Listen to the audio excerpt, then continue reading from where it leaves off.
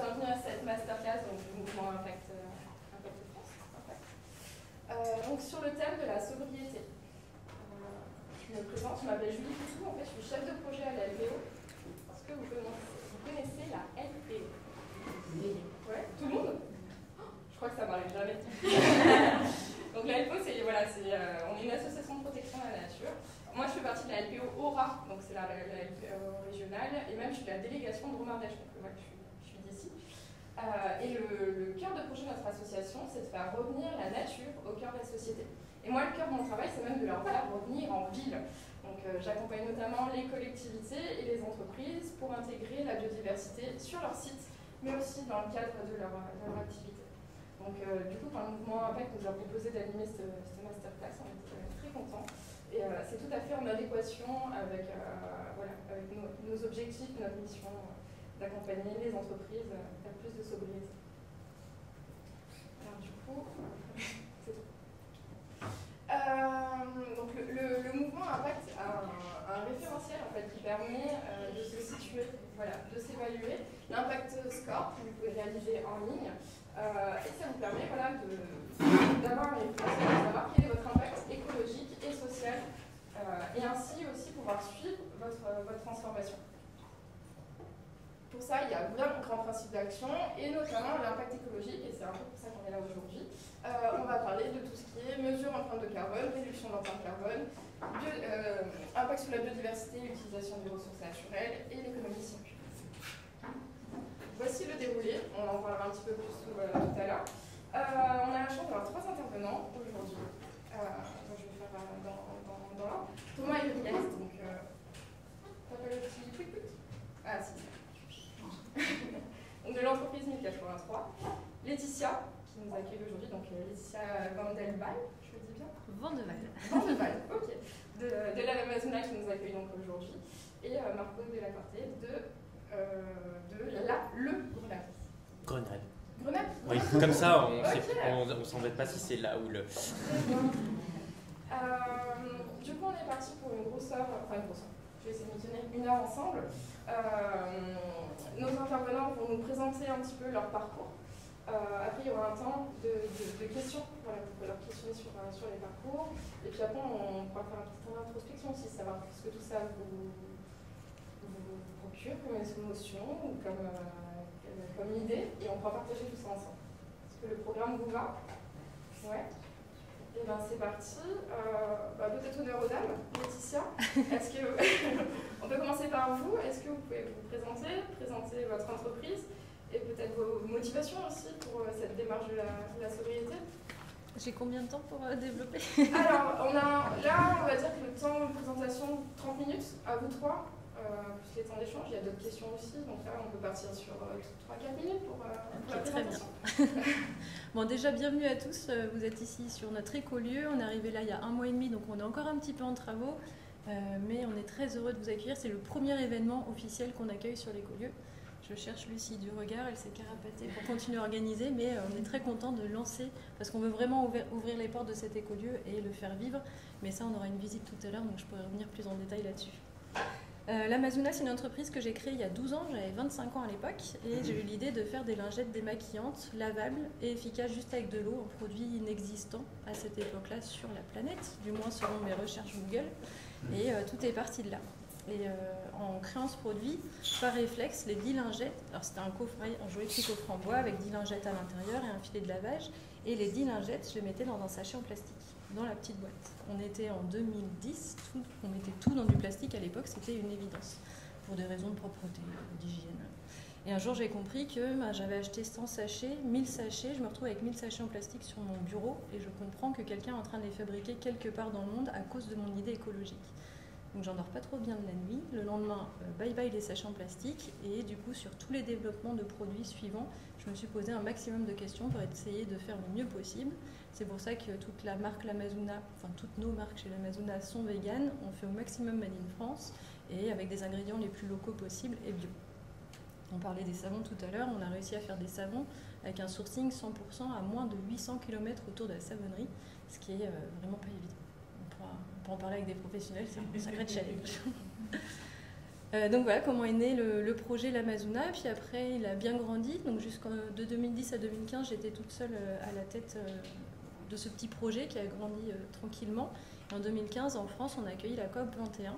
Donc tout à coup, les produits l'Amazona qui étaient vus comme un petit peu rigolos, on offrait des auriculiers à Noël. On voyait des ventes de 10-15 paquets d'auriculiers au moment des fêtes. C'était un peu le petit cadeau de bonne année. Et tout d'un coup, donc, on est passé de cette marque assez anecdotique, originale, à une solution à un problème, puisqu'en 2015, donc, on a vraiment vu le problème du plastique dans les océans vraiment bien être mis en avant. On a eu une énorme communication autour du véganisme. On avait l'affiche un végétarien en 4x4 pollue moins qu'un omnivore à vélo. Donc là, il y a beaucoup de jeunes qui sont devenus végétariens. Donc vraiment, la marque a été comprise tout d'un coup. Donc c'est là que j'ai pu m'embaucher moi-même pour la première fois au bout de 5 ans. Et tout de suite, j'ai pu commencer à embaucher des membres de l'équipe. Et en 2018, on était alors 14 dans l'équipe et on est 11 à avoir quitté Paris pour la Drôme. Moi, je visais Creil, la Bio-Vallée, et puis je sais pas qui m'a dit non, on va vers la gare TGV, c'est bien plus pratique pour accueillir du monde. Donc le lobbying a fonctionné, c'est comme ça qu'on s'est retrouvés à Marche. Et donc depuis, l'idée c'était d'arriver ici pour créer un jardin en permaculture, pour alimenter les équipes avec un restaurant d'entreprise, mais ça je rentrerai dans les détails tout à l'heure. Et donc ça y est, le projet, on en voit le bout, et on est arrivé ici, on est posé, il n'y a plus qu'à dérouler. Ouais, ça va ? Super. Merci. Bravo à toi Thomas, c'est de ta faute. Et ben, on va peut-être passer sur toi. Bonjour à toutes et tous, moi je m'appelle Thomas Huriez, je suis le fondateur de 1083. 1083 c'est une marque de jeans et de basket que j'ai créée avec mon petit frère en 2013 à Romans. À la base moi je suis informaticien mais ça m'ennuyait, donc j'ai ouvert à Romans une boutique de vêtements bio-équitables. J'ai appris ce métier de commerçant et de la mode sur le tas parce que c'était pas mon domaine d'activité, mais juste je voulais du sens dans mon travail. Et puis au bout de 4-5 ans d'apprentissage de la mode éthique qui était très ethnique à l'époque, c'était pas des vêtements très jolis. J'étais en même temps réjoui du fait que personne est pour les pesticides et que tout le monde est pour le bio, que personne n'est pour le travail des enfants et donc tout le monde est pour des conditions décentes de travail. Et donc je me suis dit, en fait la mode éthique tout le monde est pour. Sauf que comme à l'époque c'était des vêtements pas très populaires, je dirais, je confesse avoir vendu quelques bonnets péruviens. Et donc ça marche pas trop le bonnet péruvien. Et donc quand ces marques elles ont fermé, je voulais pas fermer mon magasin parce que je commençais à maîtriser mon métier de commerçant. Et donc je me suis dit que si on mettait ces bonnes idées dans des produits populaires que tout le monde porte, ça ferait mieux que des bonnets péruviens. Et donc j'ai lancé 1083 en financement participatif en 2013. Donc on était 2, on espérait vendre 100 jeans sur Ulule, mais à l'époque c'était assez modeste. On a lancé ce projet-là grâce à Organic Cluster, qui est une structure de la Drôme près de la gare, à l'INED, qui accompagne des projets dans la bio. Et grâce à cet appel à projet, on a pu développer des prototypes et lancer une campagne de financement participatif. Et puis au lieu de vendre 100 jeans, on a vendu 1000. Et donc depuis 2013, on grandit grâce aux commandes de nos clients. Aujourd'hui, on est 100 emplois directs, plus 150 emplois indirects partout en France. Et donc on fait des jeans, des baskets en propre, puis on travaille avec d'autres marques et d'autres partenaires pour les autres produits comme des t-shirts, des ceintures, etc. Et on fait 12 millions d'euros de chiffre d'affaires. Et voilà, je pense que tout est bio, au maximum recyclé. On a de 2014 à 2022, on avait une mission qui était amener chacun à produire et consommer dans l'économie circulaire. C'est pour ça qu'on a généré beaucoup de projets qui sont liés à l'économie circulaire, comme le projet Mon Coton, qui consiste à recycler du coton à partir de vieux jeans, comme les jeans infinis, qui sont des jeans recyclés, recyclables et consignés. Mais on trouvait que la notion d'économie circulaire, c'était qu'un pan de l'écosystème que l'on voulait construire. Et en fait, nous est venue l'idée de, finalement, le système le plus durable qui existe, c'est la nature. Parce qu'en fait, avec nos conneries de réchauffement climatique, etc., de société de consommation, nous allons tous en souffrir, mais la nature va tout le temps rebondir, en fait. Qu'il y ait une météorite, qu'il y ait des tremblements de terre, etc., la nature s'adapte. Et finalement, c'est un modèle de résilience ultime, total, parce qu'en fait, la nature ne meurt jamais. Nous, on meurt, mais pas la nature. Et du coup, on s'est intéressé à comment les hommes ont essayé de reproduire la nature. Et donc, on s'est intéressé à la permaculture, dont je crois que Laetitia, tu fais des essais là-bas. Et donc la permaculture, c'est assez intéressant parce qu'en fait, c'est une petite communauté de plantes qu'on organise en complémentarité les unes des autres pour qu'elles se protègent, qu'elles se nourrissent mutuellement. Et on s'est dit que c'était un bon modèle, la permaculture, à reproduire dans l'industrie. Et donc on affirme aujourd'hui vouloir se développer en perma-industrie, c'est-à-dire former un écosystème qui est conçu pour être robuste, en se complétant mutuellement, en se protégeant mutuellement et en s'engageant mutuellement, c'est-à-dire en se donnant envie les uns les autres de consommer mieux, de consommer moins. Et on pense que l'envie est vraiment une des clés essentielles qui va nous amener à la sobriété. On ne pourra pas aller à la sobriété juste parce qu'il faut le faire, parce que si ça suffisait de savoir ce qui n'était pas bien pour ne pas le faire, on ne déplacerait pas les limitations de vitesse, on ne fumerait pas, on ne mangerait pas trop gras, blablabla. Donc en fait, savoir ça ne suffit pas, il faut donner envie, il faut le ressentir. En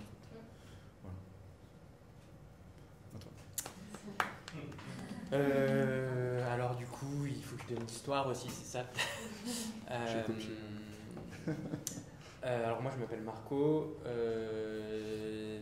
j'étais à la fac, même plus précisément je vais dire à Sciences Po, en 2006, quand il y a eu le mouvement du contrat première embauche. On est toute la même génération peut-être concernée. CPE. Voilà. Vite, hein. Et cette mobilisation et le contrat en lui-même et la mobilisation qu'il y a eu ont eu un impact pour le coup assez fort dans ma tête et dans les réflexions que j'avais avec mes copines et mes copains à l'époque sur le sens même de travailler en fait. Parce que le CPE c'était remettre en cause la possibilité d'un CDI. Et ça m'a beaucoup questionné sur l'idée, mais qu'est-ce qu'en fait, est-ce que ce que je veux c'est un CDI dans le monde de la destruction de l'environnement en fait finalement, parce que vraiment en 2006 je pense qu'on était loin de la COP21, tout ça, alors que moi c'était une obsession depuis quelques années déjà, enfin, depuis mes 18 ans. Et petit à petit, c'est cette réflexion-là qui m'a donné envie à moi, mais aussi à d'autres personnes qui étaient autour dans mes connaissances, d'exercer un métier qui soit à la fois manuel et à la fois porteur de sens, et où j'allais pas, ce qu'on disait c'était devoir militer, parce que voilà, c'était un peu militant, le soir pour réparer ce que je faisais le matin ou l'après-midi. Et donc c'est comme ça qu'est venue cette idée d'entrepreneuriat et aussi cette idée d'entrepreneuriat collectif où finalement donc on a commencé ça à 4. Je me suis aussi rappelé que j'avais une passion de la cuisine et que quand on est jeune étudiant, peut-être aujourd'hui ça change un peu, je sais pas, mais quand on est plutôt bon à l'école, on ne nous emmène pas vers la cuisine, par exemple, ou vers être couturier, j'imagine. Et pourtant, c'était quelque chose, moi, c'était ça que je voulais faire. Je voyais ma grand-mère qui cuisinait, etc. Donc, j'y suis revenu par là. Et on a créé en 2010, du coup, donc après quelques années de débats intenses, et puis de toute façon, à 22 ans, voilà, à 22 ans, on a créé cette boîte en 2010, le court-circuit. Et c'est comme ça que ça a commencé. On était 4. Basé sur 3 principes. Tout doit être le plus bio et local possible. Pareil, dans la restauration, c'était un peu nouveau. Deuxième principe, une personne égale une voix sur toutes les décisions, même l'achat des petites cuillères. Après, ça a changé. Hein, mais voilà. Et troisième principe, en fait, tout est fait maison. Et en fait, ce principe-là, ces 3 piliers sont restés aujourd'hui. Je les ai un peu... je les retravaille dans ma tête de temps en temps, mais en gros, c'est cette notion, tu parles de perma-industrie, nous on parle de néo-artisanat, que en fait, quand on fait un boulot, notamment avec ses mains, mais pas seulement, il faut en maîtriser le sens, pas le sens simplement de est-ce que c'est éthique ou pas, mais de la conception du produit, même son imagination, jusqu'à service après-vente en fait. Et c'est ça, j'avais regardé dans le dictionnaire, qui différencie la notion d'artisanat de la notion d'industrie. C'est l'artisan, il sait comment on fait son produit et il peut aller parler au client, là où le taylorisme a divisé le travail en 1000 étapes. Et donc voilà, c'est ça les 3 piliers qui nous qui nous ont guidés depuis le début. Et de 4 salariés, on est passé à 8 d'abord au court-circuit. Et puis après, au bout de 8 salariés, il y a eu l'envie de certains et certaines des salariés de monter une deuxième boîte ou un deuxième établissement. Et à ce moment-là, on a décidé que ce serait un établissement indépendant totalement juridiquement. Donc une deuxième scope, puisque c'était une scope la première. Et donc de là est née l'idée de cette deuxième scope qui était le Biristan et aussi du Grenade, qui est en fait la coopérative qui regroupe les différentes structures. Et aujourd'hui, du coup, il y a eu une troisième, puis une quatrième, puis une cinquième, puis une sixième entreprise. Il y en a 3 autres en gestation aussi, dont une après, d'ailleurs, qui représente à peu près 70 emplois aujourd'hui, dont chacun est co-entrepreneur et co-patron de sa boîte, mais salarié aussi, ce qui apporte beaucoup de confort juridique aussi, le salariat. Et voilà, je m'arrête là. Merci. Bonne présentation, vous avez été très complet. On peut peut-être aborder où vous en êtes aujourd'hui, comment vous avez initié, vous avez parlé de vos motivations, mais comment concrètement vous avez initié ces démarches-là vers la sobriété et peut-être où vous en êtes aujourd'hui. Vaste question. Hein, on n'a pas préparé cette conférence. Qui a envie de se lancer en premier? Tu y es? Moi, je peux y aller. La sobriété. Alors pour moi, je l'ai un peu dit tout à l'heure, mais je ne crois pas que chez nous autres, avec nos petits cerveaux, la raison l'emporte. Si la raison l'emportait dans nos choix, on serait des robots en fait. Noir, blanc, ce serait vraiment binaire en quelque sorte, où ce serait tout construit. Et en réalité, on n'a pas qu'un cerveau, on a un petit cœur, on a une sensibilité, on a des adrénaline qui font que ça nous façonne en quelque sorte. Et dans les décisions qu'on a à prendre tous les jours, je crois qu'on est beaucoup plus soumis aux émotions qu'à la réflexion. Et je pense qu'en fait, quand on en arrive à prendre une décision par la raison, c'est la fin du processus, c'est la fin de l'influence du processus de l'émotion, de la passion. Par exemple, s'il y en a parmi vous qui fument, s'il y en a d'ailleurs, tiens. Aucun? Ah, toi? Bon, ben, pour les fumeurs, ben, vous aurez le cancer. C'est dans 30 ans à peu près, donc c'est pas très grave. Mais dans 30 ans, on vous dira que vous avez le cancer. Au passage, chez les femmes, explosion des cas de cancer. Bon, bref. C'est pour bien enfoncer le clou. Et donc, en fait, vous savez en fait qu'il ne faut pas fumer. C'est écrit partout, il y a des photos dégueulasses sur des paquets, etc. Mais, en fait, c'est pas parce que vous le savez que vous allez arrêter de fumer. Mais de la même manière que moi, je dépasse les limitations de vitesse, ou je mange trop gras, ou je sais pas quoi, je fais pas assez de sport. Bref, on a tous nos incohérences en quelque sorte. Et en réalité, vous allez vous arrêter de fumer un jour. Et peut-être que l'émotion la plus forte qui vous fera arrêter de fumer, c'est le médecin qui vous dit là vous avez le cancer, faut arrêter parce que dans 6 mois sinon c'est mort. Et donc en fait, même si pendant 29 ans on vous martèle et vous savez très bien qu'il ne faut pas fumer parce que vous aurez le cancer, et ben en fait il n'y a que quand la conséquence de cet acte-là que vous avez fait tous les jours va vous sauter aux yeux que vous allez dire non là j'arrête. Et en fait la proximité, je trouve que c'est le levier majeur qui nous amène chacun à prendre des décisions, non pas par la raison, mais par les émotions. Quand on est proche les uns des autres, quand on est proche des conséquences des choix qu'on fait, ben en fait, c'est plus fort que nous, on agit. Et ce n'est pas une action raisonnée, raisonnable, c'est une action évidente. Il y a 9 ans, au Bangladesh, le Rana Plaza s'est effondré, je ne sais pas si vous vous en souvenez. C'est à 8000 km d'ici, donc ça nous est tous émus. Un quart d'heure.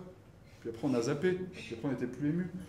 Si cet immeuble il était près de chez toi à Lyon et que du coup c'était effondré, et ben en fait tu y penseras encore. Et puis s'il y avait ton chien qui était mort dans le truc, alors tu seras encore plus touché tellement c'était proche de toi.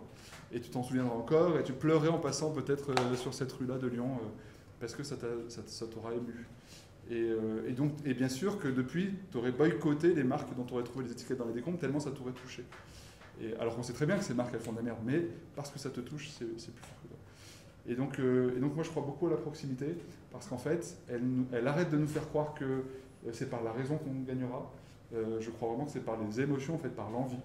Et donc l'enjeu fondamental, c'est de susciter l'envie. Parce qu'en fait, si on ne suscite pas l'envie, on va être trois pélos de tondu à se dire c'est ça qu'il faudrait faire, c'est ça qu'il faudrait. Ben oui, mais on sait tous qu'il ne faut pas fumer. Mais pour autant, il y en a plein qui fument. Donc en fait, c'est bien que ce n'est pas le sujet. Et donc, moi, je crois beaucoup à la proximité. Et ce qui m'intéresse, c'est de voir comment on se donne l'envie de faire mieux. Et quand on est une marque de mode et qu'on pense à la sobriété, en fait, on se dit, en fait, il y a tellement de vêtements vendus. Il y a 88 millions de jeans vendus chaque année en France. Ça fait 1,5 par an et par personne. Donc c'est énorme, c'est beaucoup trop. Et donc on se dit, peut-être, en fait, ça peut paraître débile de se dire, en fait, on va créer une marque de jeans pour vendre moins de jeans. Mais en fait, comment faire autrement qu'en proposant une alternative mieux pour réduire la consommation que de mettre un produit concurrent, donc d'élargir le marché d'un nouveau produit. Il n'y a pas d'autre solution, il me semble. Et donc notre pari, c'est de se dire, on va engager les consommateurs grâce à la proximité, en fabriquant des jeans près de chez eux. On va faire se rencontrer les consommateurs et les fabricants. On va montrer le sens qu'ont les uns à acheter responsables et les autres à travailler dans des boîtes responsables pour qu'ils se procurent un waouh et un merci réciproque. Et grâce à ça, peut-être qu'on va les détoxifier du kiff de la consommation. Parce que consommer, c'est cool, c'est agréable. C'est malheureux, mais c'est agréable. Je compare, pardon pour les oreilles chastes, je la sors souvent, mais je ne résiste pas. Je compare la consommation à la fast fashion au plan cul. C'est-à-dire qu'en fait, ça fait le job. Franchement, c'est agréable, etc. Ça fait le job. Mais c'est un peu creux. Et on enchaîne, mais c'est un peu creux. Mais par contre, comme ça fait le job, c'est excitant, c'est agréable et on continue. Et en fait, le défi qu'on a avec les marques engagées que l'on porte, c'est de procurer plus de plaisir et de kiff que le plan cul. Et donc, la concurrence au plan cul, c'est l'histoire d'amour. Et donc, ça veut dire qu'il faut créer une histoire d'amour entre nos marques, nos alternatives et les consommateurs pour qu'on se détoxifie de Tinder et qu'on aille vers les vraies rencontres, etc. Ça veut dire que concrètement, nos jeans, ils doivent procurer plus de plaisir. Acheter un jean 1083 à 120, 130 euros, ça doit procurer plus de plaisir que d'acheter 5 ou 6 jeans Zara ou H&M. Et la difficulté, c'est qu'à chaque fois qu'on achète un jean, on est content, un nouveau jean, on l'essaie, la coupe, ça nous plaît, etc. Et nous, notre défi, c'est de procurer plus de plaisir que ça. Comment ? En essayant de procurer du plaisir avant, du plaisir pendant. Tellement ce produit a du sens, on en parle à ses voisins, ses amis, etc. Et donc, on est picousé, on essaie de picouser les gens, on essaie de faire en sorte que les produits que l'on fait picousent le consommateur au kiff tout au long de la vie du produit pour essayer, avec un seul achat, de procurer plus de plaisir que la surconsommation qui est plutôt agréable. Donc voilà, nous c'est vraiment l'angle, la sobriété pour nous, c'est en amenant les gens à consommer mieux par plaisir que la majorité basculera vers une consommation plus sobre. Si on attend que ceux qui sont raisonnables, en fait on sera toujours minoritaire, donc c'est pas le bon chemin pour moi. T'as réussi à placer Tinder Ouais, je la fais tout le temps, alors c'est pas le défi. On fera un autre mot si tu veux. Je lance un autre mot. Ah non, ça c'est Zara. Ça c'est Zara. Nous, ça serait, je sais pas ce que c'est les applis sérieuses. La vraie vie. C'est l'anti-Tinder, voilà. C'est une journée avec Impact France. Voilà, exactement. Mais la rencontre, on se voit, on échange.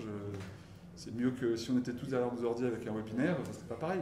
Donc en fait, la proximité, réfléchissez-y, trouvez, ça m'intéresse en plus, trouvez, levier plus impactant que la proximité et plus universel que la proximité. Moi, j'ai pas trouvé pour l'instant. Voilà. Vous avez 2 heures. C'est intéressant, merci. Donc, la proximité comme levier pour la sobriété. Est-ce que tu veux y aller ? Ouais. Après ça, c'est chaud. Nous, on a 3 missions chez l'Amazona. La première, c'est accompagner et éduquer vers le zéro déchet, donc à travers nos produits, nos animations, etc.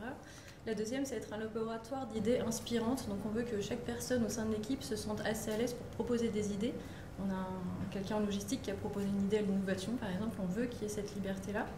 Et le troisième, c'est être un pollinisateur d'expérience. Donc prendre le temps pour des conférences, pour aller discuter, pour aller échanger et faire avancer les choses, en parlant de nos succès et de nos échecs et en échangeant avec d'autres personnes. Et où je voulais en venir avec tout ça. Et donc, notre travail, donc on le veut inspirant. Avec la cosmétique solide, l'expression cosmétique solide, c'est moi qui l'ai inventée en 2014, quand on était les premiers à sortir des shampoings, déodorants et dentifrices solides. Ça paraît, on a l'impression que c'était hier, hein, mais c'était un tout petit peu avant ça. Et j'ai tambouriné cette expression auprès des blogueuses pour que ça rentre dans les mœurs. En réalité, on ne fait aucun produit cosmétique, on n'est que sur des produits d'hygiène. En cosmétique, c'est du maquillage ou autre, mais il fallait rendre le concept sexy.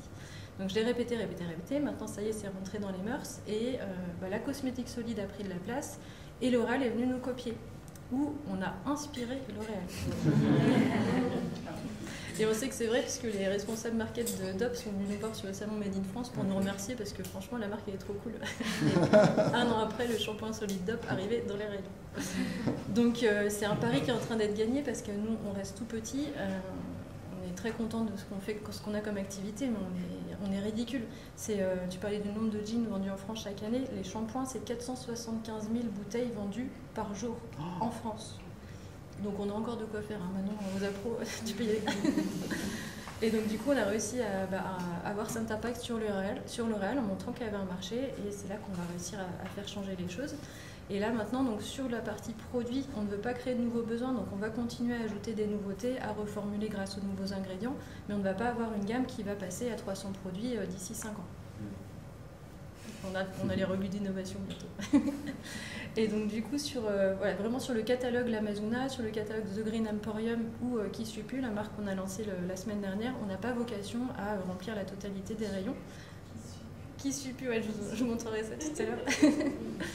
Donc on n'a pas vocation à prendre plus de place que ça, mais par contre on pouvait compléter notre mission en allant plus loin, donc à travers cet écolieu, ce bâtiment, et à travers tout le projet qui l'entoure. Du coup je vais le détailler un petit peu. En fait on a quitté Paris pour la Drôme avec une envie qui était de remplacer les tickets restaurants par un jardin de permaculture. Puisque autant on gère très bien nos poubelles de stock, nos poubelles des bureaux, elles sont quasiment inexistantes, mais dans la cuisine, tous les midis, ça se remplit. Et ça, on avait beau offrir des boîtes en métal avec des tote bags, ça prend pas. Et on a beau essayer de former les équipes, ça prend pas toujours auprès de tout le monde. Donc on avait une solution qui s'offrait à nous, c'était de lancer un jardin en permaculture pour alimenter un resto d'entreprise, pour alimenter l'équipe. On était quelques-uns intéressés par la perma quand on était à Paris, on avait fait des bacs à plantes et tout, donc ça nous parlait. Et d'où ce déménagement par ici. Et ça y est, donc c'est en train de devenir réalité. Et ce que je veux faire par la suite, là la perma c'est une année de test puisque le maraîcher qui va s'en occuper est encore en formation cette année. Donc l'année prochaine on pourra le lancer à pleine balle. Et le projet de restaurant est censé s'enchaîner avec le projet permaculture. Et donc ce qui est important là-dedans, c'est que je veux que ce soit des structures juridiques différentes. Une structure pour la permaculture, une structure pour le restaurant. Montrer les bilans de ces entreprises, montrer que ça fonctionne financièrement parlant. Ça c'est parler en tant qu'entrepreneur. Pour montrer que ce n'est pas un projet sous perfusion de l'Amazona. Donc il n'y a aucune excuse pour que demain L'Oréal ou Michelin n'aillent pas cultiver les légumes de l'autre côté de la porte pour les salariés qui pourront manger le midi. Voilà notre objectif de sobriété, c'est de faire bien en interne, mais surtout d'essaimer au maximum par la suite. J'ai pas placé Tinder.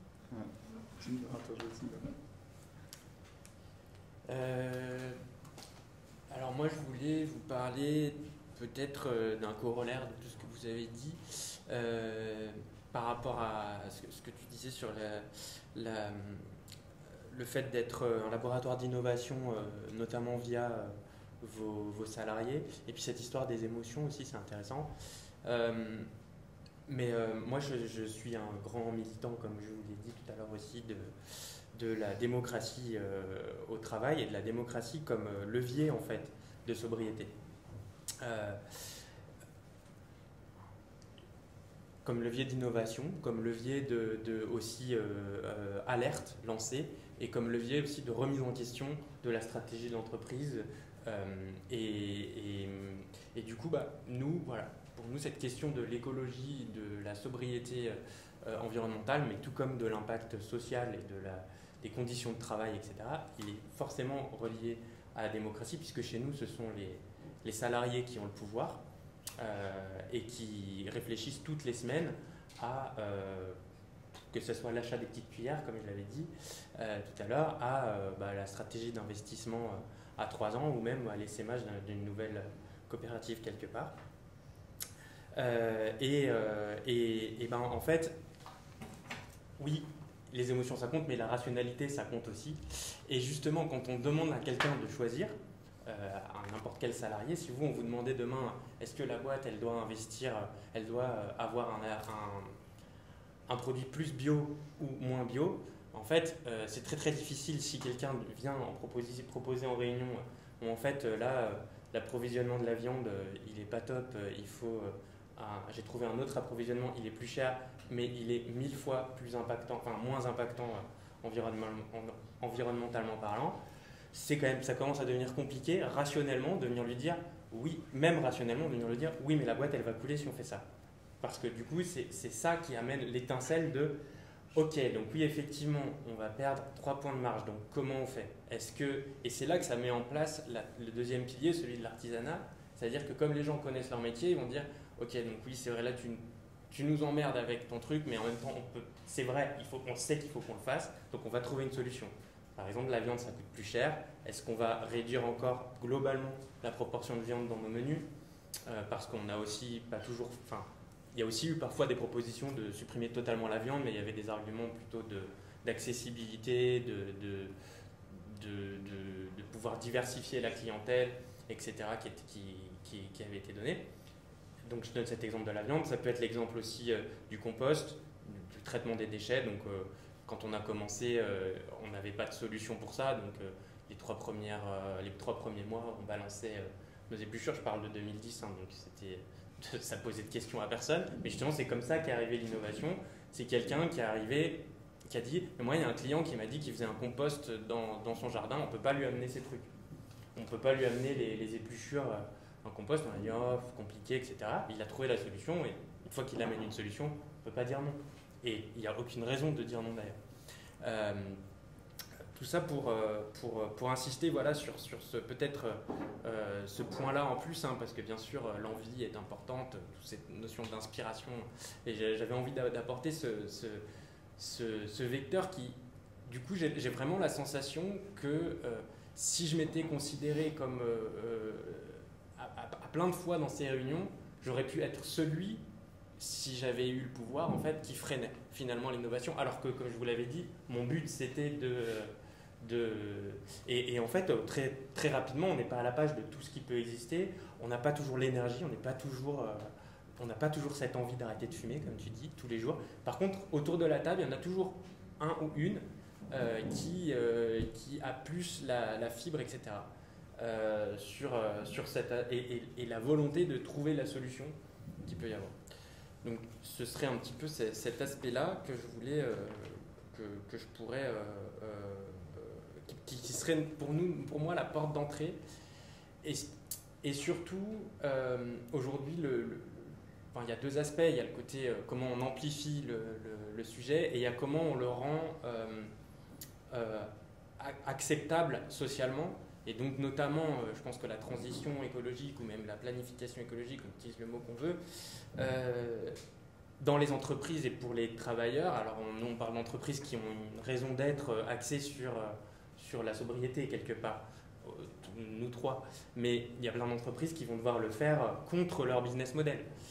Et je me dis, est-ce que là, on ne tient pas justement pour la société tout entière et pour nos législateurs quelque chose à travailler sur en fait donner plus de pouvoir légalement aux salariés, pourquoi pas aux clients d'ailleurs aussi parfois, et pas simplement le pouvoir d'acheter ou pas acheter les produits, mais le pouvoir de dire moi je suis voisin de l'Amazona, je veux que le jardin ne m'envoie pas de pesticides par exemple.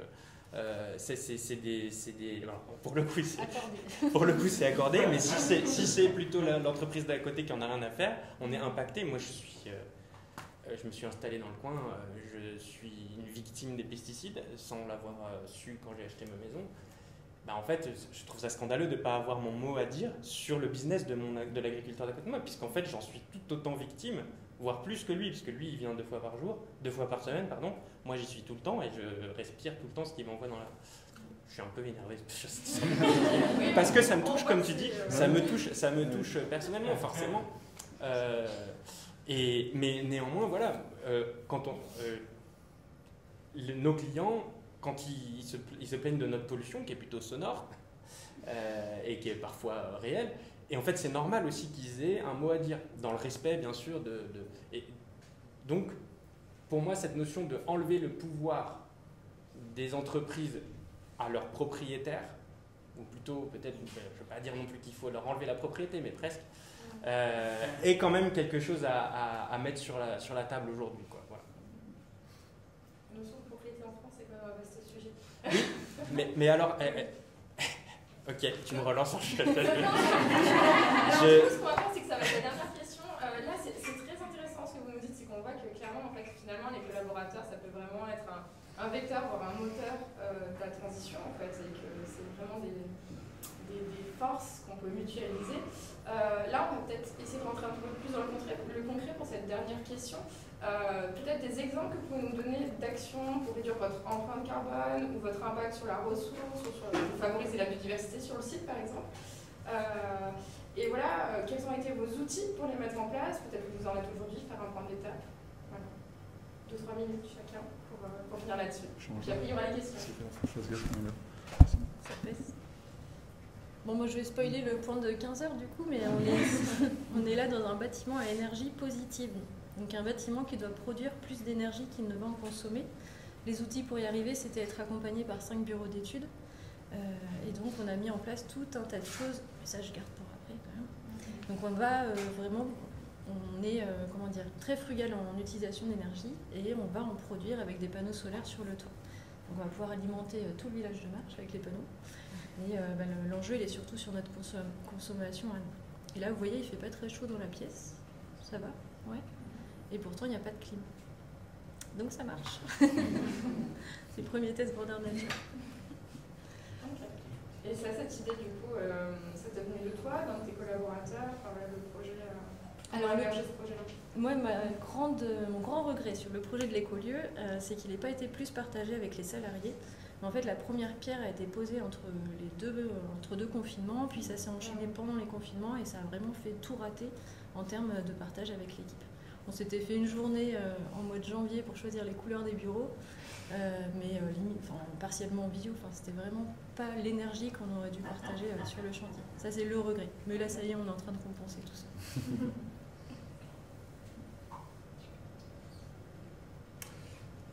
La question, c'était les efforts qu'on fait pour la biodiversité. Oui, c'est ça, pour revenir sur la sobriété, notamment nous, aujourd'hui, on est vraiment sur l'impact écologique, donc l'empreinte carbone, la biodiversité sur le site. Un exemple d'action concrète, et les outils, les personnes ressources en face. Alors nous, on n'est pas des pros de l'objectivation de ces sujets-là. C'est-à-dire que, mais en fait, nous, notre boussole, c'est notre mission. Donc l'économie circulaire jusqu'à l'an dernier, la perma-industrie cette année. Et donc tous les choix qu'on fait, ils sont relatifs à ça. Et à la fin, ça fait un truc cohérent. Par exemple, là, il y a des chaises. Alors, j'espère que je ne prends pas un mauvais exemple. Donc, 1083, on dit qu'on fabrique des jeans à moins de 1083 km de chez vous, tout est bio, tout est recyclé, etc.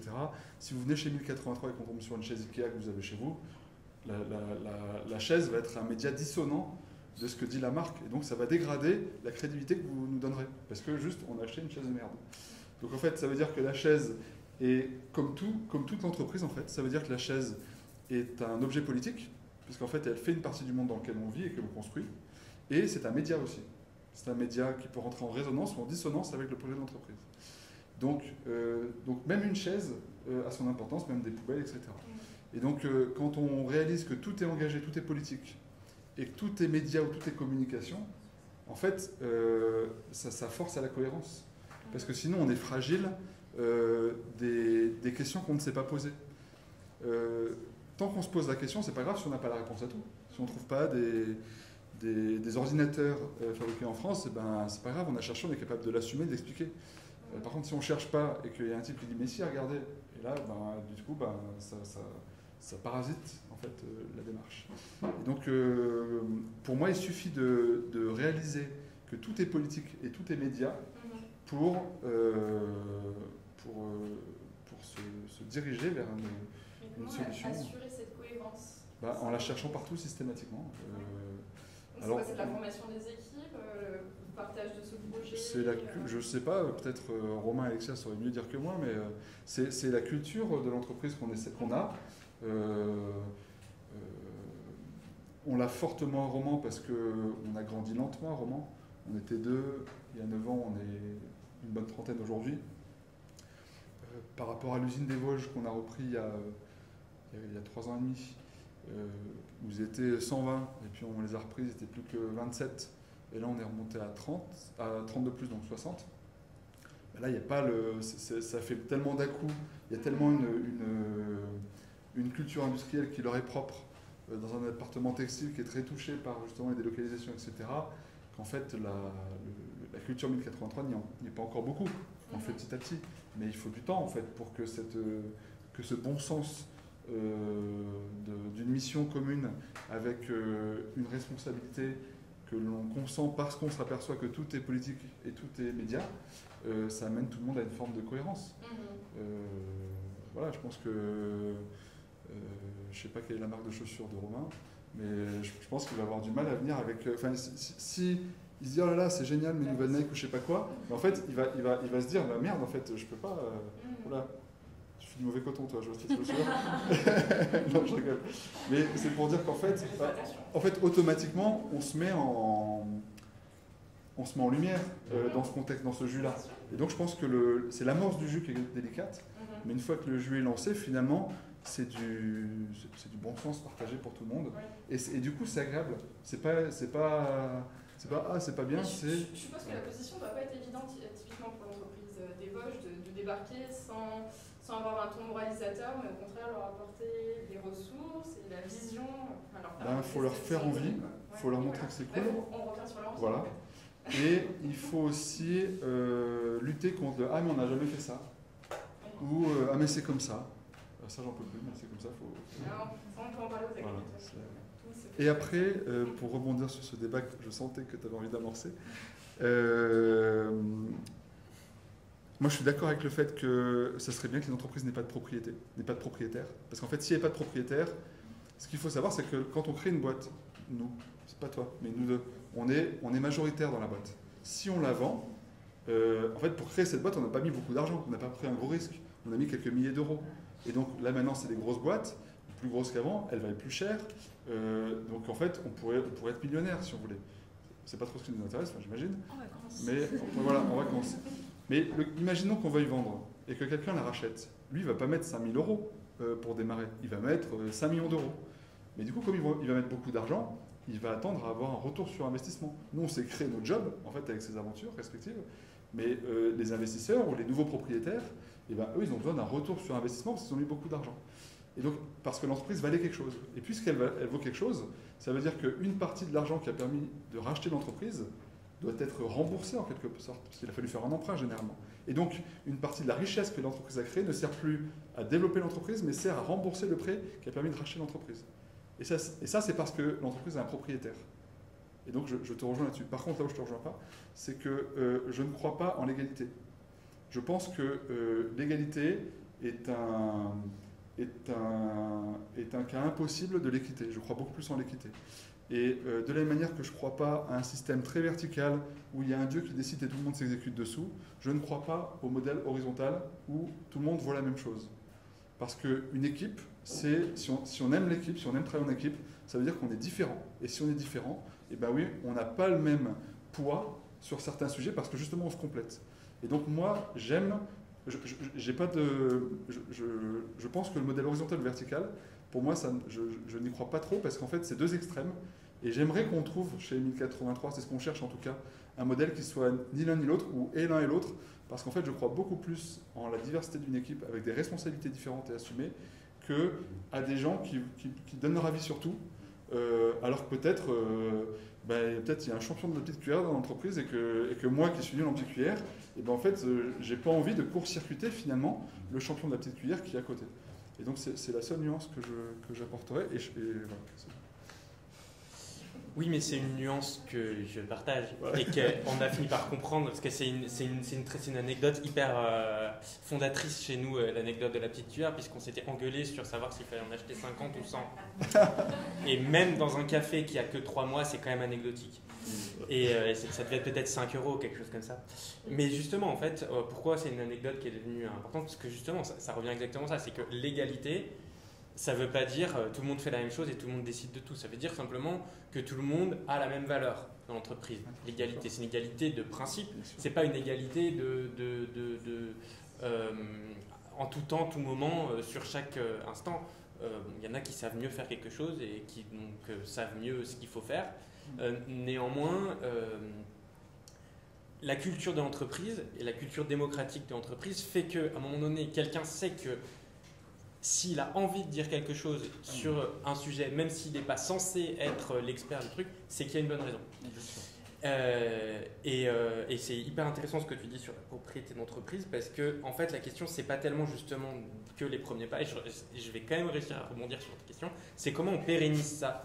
Et en fait, par exemple, ça me fait penser à un sujet que je connais pas mal, c'est les microbrasseries aux États-Unis.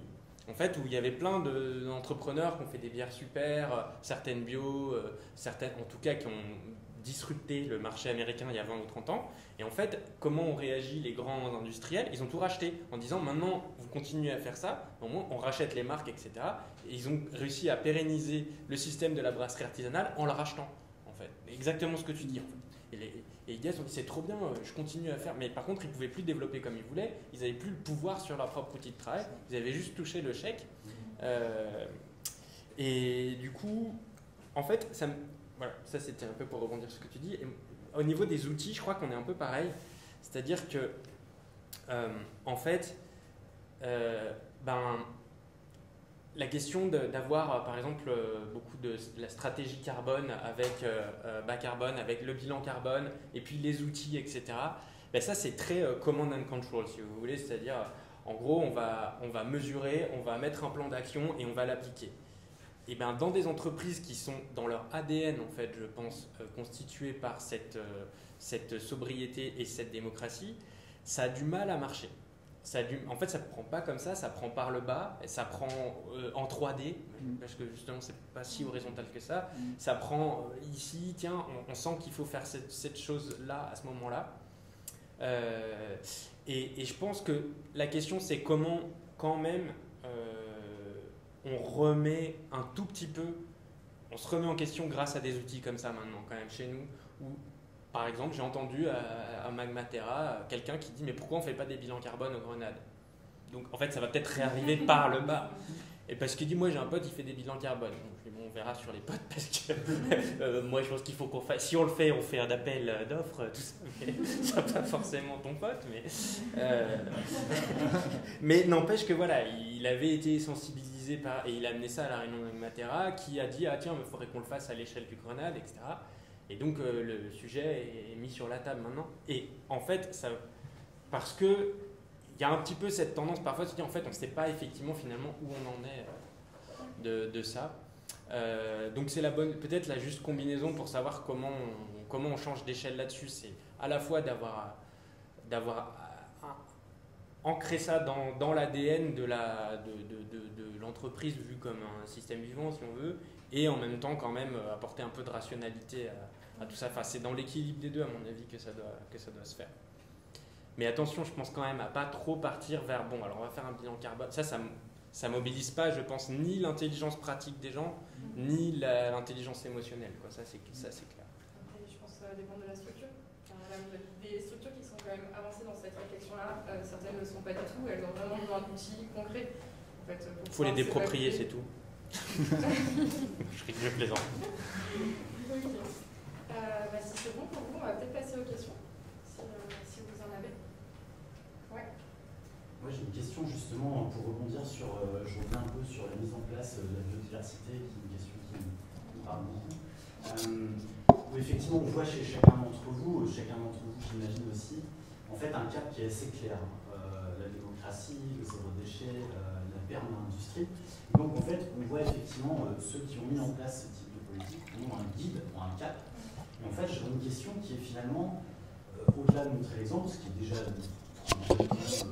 pas rien, c'est aussi comment je peux intégrer un autre cap. En tout cas, d'intégrer peut-être adjuver quelque chose qui pourrait être complémentaire, en tout cas qui pourrait venir soutenir justement cet idéal de sobriété, d'intégrer pourquoi pas la biodiversité, d'intégrer d'autres choses.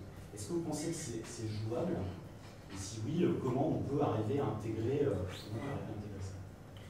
Est-ce que tu peux te donner un exemple plus...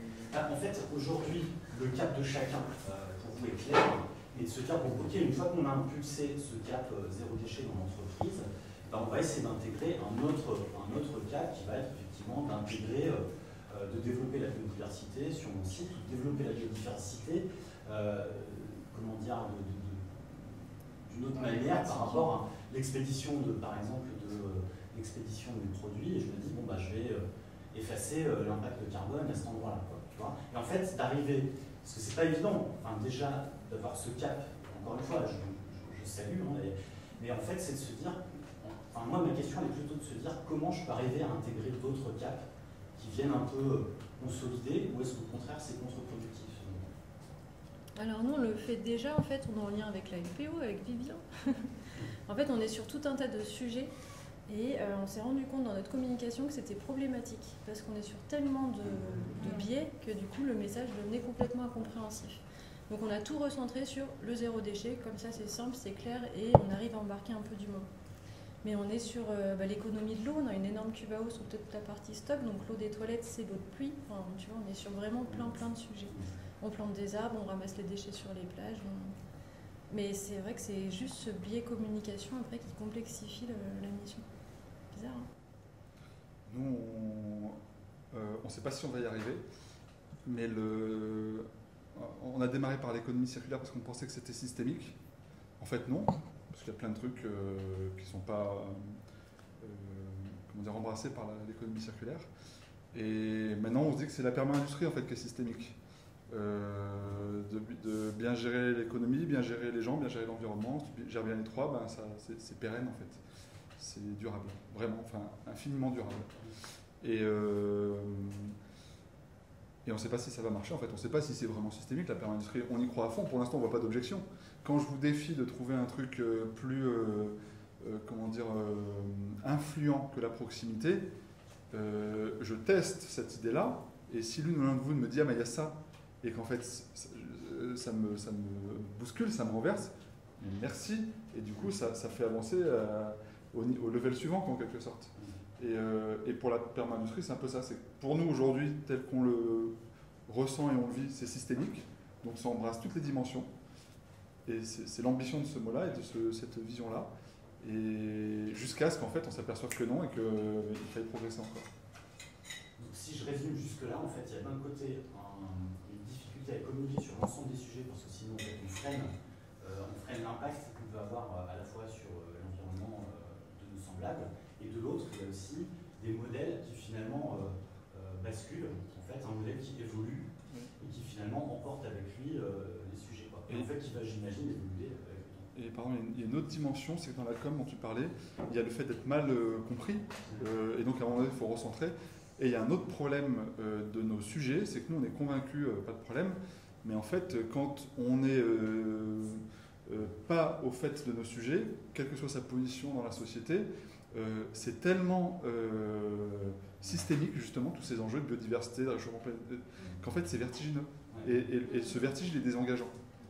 Donc, en fait, on a un enjeu aussi de rendre ça, de montrer aux gens qu'en fait, l'enjeu, c'est pas de devenir parfait du jour au lendemain.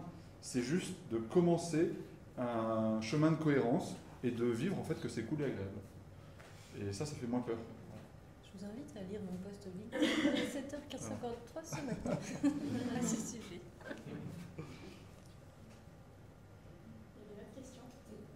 Vous parlez de la démocratie, de l'intelligence collective, vous embarquez tout le monde dans un modèle ni horizontal ni vertical, mais en tout cas qui mobilise avec du sens et de l'émotion, etc.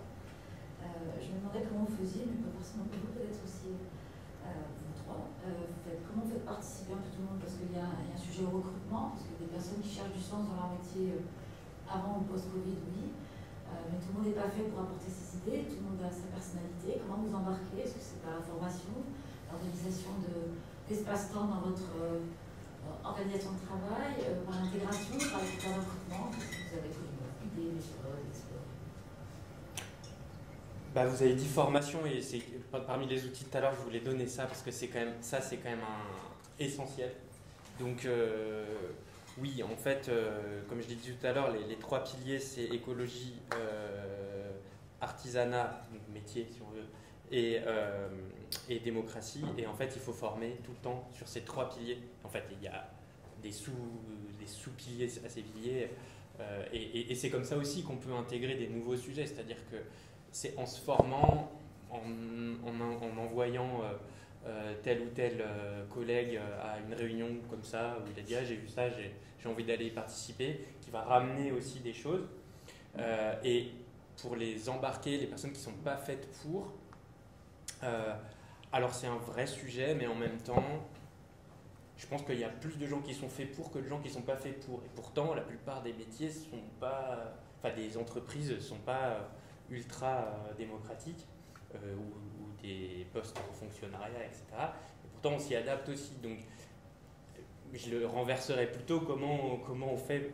Déjà, il y a 95% ou 90% des gens qui s'y sentent quand même naturellement plus à l'aise d'avoir le droit de donner leur avis. Et par contre, avoir le droit de donner son avis, c'est pas une obligation non plus.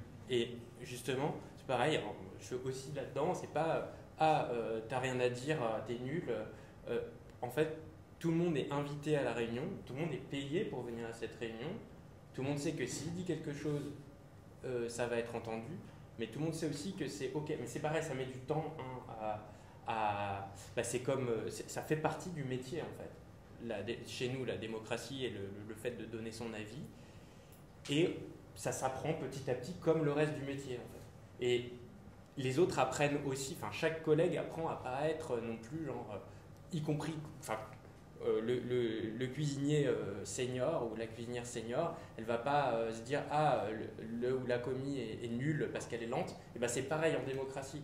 On va pas dire la nouvelle elle prend jamais la parole ou quoi. Au contraire, on va aussi l'accompagner. On a plein d'outils, on a des parrains et des marraines.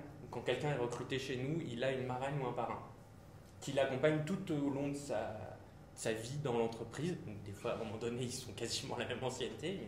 Il va lui apprendre sa vision de l'entreprise à lui, d'ailleurs, plus que la vision collective, finalement.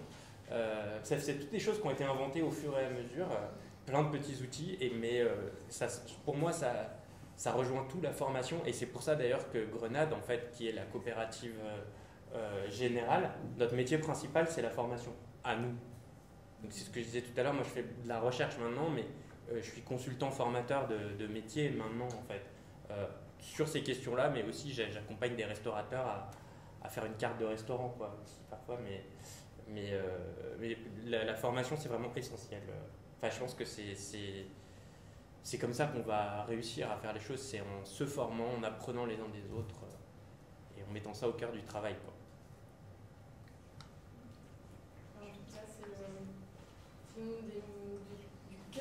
C'est le cœur de travail de la RIPO, en fait, de former les gens, de transmettre les savoirs en fait, de manière la plus bienveillante possible, en tout cas montrer qu'il y a d'autres alternatives qui sont possibles et faire évoluer un peu tout ça. Donc voilà, on peut aussi bien être avec des agriculteurs que des enfants, des entreprises, pour essayer de faire évoluer et se rendre compte, c'est un sujet de fond, mais typiquement la biodiversité, en fait,